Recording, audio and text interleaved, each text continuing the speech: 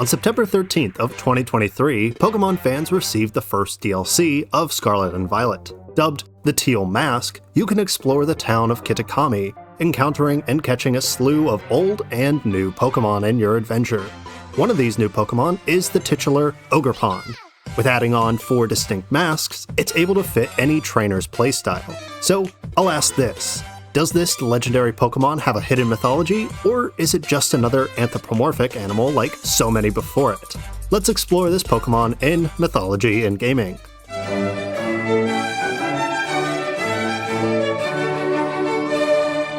As I stated earlier, the Teal Mask is the first half of the seasonal DLC for Scarlet and Violet. In it, we get an adorable Pokemon as our new legendary companion.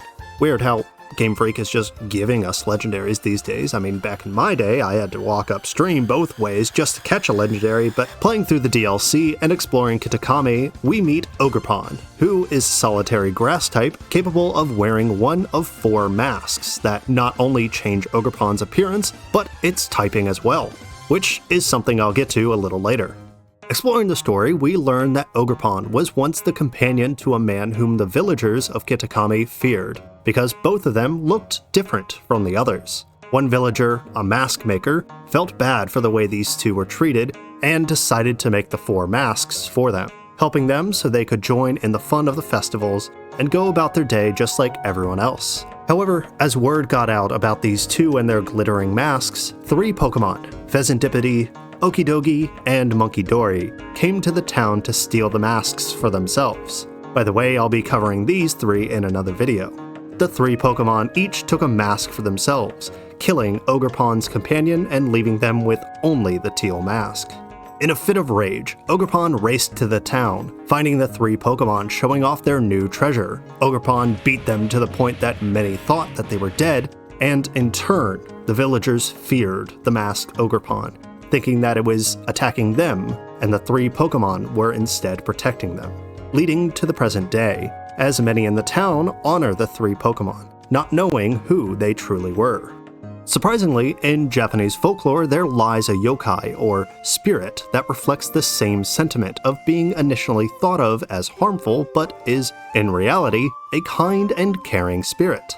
Known as the Shishiki Rarashi, this spirit is a childlike guardian that makes its home in, well, people's homes. They physically appear as children wearing traditional kimonos and were often seen in formal dens or living rooms, known as zishikis, giving them their names. Initially, people would often shoo away or scare off these spirits, thinking their childlike or mischievous behavior was rude or malevolent. However, by doing so, they instead faced curses and disasters wherever they went. These spirits were actually quite kind, and enjoyed playing with people and being around them, if the homeowners were open to supernatural guests. Ogerpon shares this sentiment with the Shishiki Orarishi, as Ogerpon appears childlike in their design and motion. As you interact with them in the story, they are often misconceived as being a child. As well, if mistreated, Ogerpon's devastating strength using any of its 4 masks can easily defeat their opponent with their signature move, IV Cudgel, a move that changes with the different types of the masks that Ogerpon wears. Speaking of, as Ogerpon shows off these different masks, they each convey a different kind of emotion or expression. The first, and the name of the DLC, the Teal Mask, shows both a happy and yet mischievous expression. The Wellspring mask shares its sadness as a water type with the teardrop. The Hearthflame mask expresses its rage and ferociousness as a fire type, which leaves the Cornerstone mask showing its crazed excitement being a rock type. So let's explore the deeper meaning behind Ogerpon and their masks. Let's start with the area of Kitakami, which, if you didn't know, is an actual city in northeastern Japan. The town we see in Scarlet and Violet gets much of its inspiration from the modern-day amenities as well as the rich and deep traditions that lie in Kitakami's history. One of their traditions is the New Year's festival known as Namahage, which sees the men of the city move through the streets, coming to people's homes and making sure that people have not been lazy or ill-mannered. In doing this ritual, the men don straw cloaks and eerie-faced masks of creatures known as Oni. Sometimes called ogres, these demons of Japanese folklore possessed superhuman strength and moved with murderous intent. Living in caves or high up in the mountains, it wasn't often that people would see them. However, their presence would be seen through the destruction and violence that was made. One weapon used by these Oni was the Kanabo, a spiked club that was said to be only usable by these hulking demons. This is more than likely the inspiration for Ogerpon's signature move Ivy Cudgel, as the word cudgel means a thick stick used as a weapon. Along with this, Oni were said to hold devilish faces with sharp fangs and horns. These Oni were cautionary tales that date back to Japan's ancient history, where much of the stories were strictly told by word of mouth.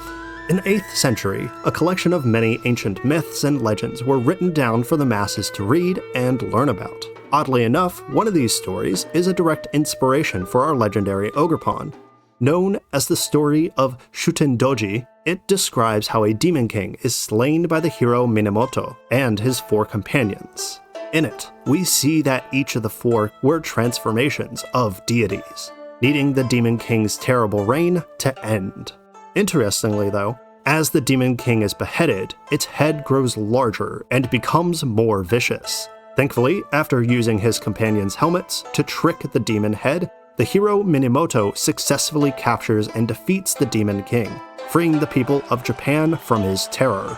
As you can probably tell, there are a few elements here that share what we see with Ogerpon, with the 4 companion deities representing the 4 different masks, and even the Demon King's head getting larger and more vicious after its separation, being the power of the masks provided during Ogerpon's terrestrialization, as each of these masks change from their original design, becoming larger and more demon-like with horns and fangs. Along with these masks and how they depict the Oni or ogres of Japanese folklore, many people would first hear these stories of the monsters in full productions. Dating back to the Edo period, masks were widely used during theater shows and storytellings. In these productions, known as kabuki, performers and dancers would show extremely expressive faces and masks to convey the characters' or even monsters' intentions. Stories of heroes saving maidens, gods interacting with their creations, and even man's interactions with demons or ogres. All of which, funny enough, is what we see in our time running through the town of Kitakami in Scarlet and Violet. The stories of the monstrous ogre fighting the 3 Pokémon, and even the characters' expressions. Truly frightening. All in all, Ogerpon is a fascinating union of Japanese tradition and Japanese mythology, in not only the rich history of the region, but also in the depiction of the monstrous Oni. If you're interested in learning more about the inspiration of some more Pokemon, then click here, or maybe click this one if you're interested in something else. As always, be sure to like the video and subscribe to show your support. Thank you so much for watching, and I'll see you all next time.